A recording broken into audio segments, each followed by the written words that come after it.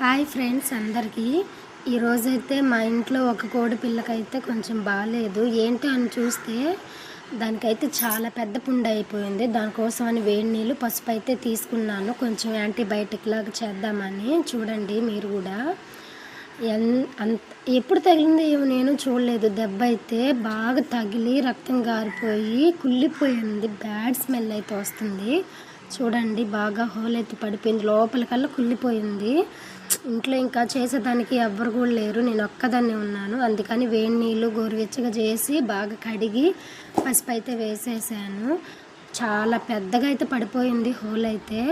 అసలు ఎంత bad smell వస్తుందంటే పాపం అది బతుకుతుందో చచ్చిపోతుందో కూడా అర్థం కాలేదు నాకైతే. అంత ఎక్కువ కుళ్ళిపోయింది అసలు. నేను చూసుకోలేదు, ఈరోజే చూశాను, అందుకని ఇప్పుడు ఇలా చేశాను.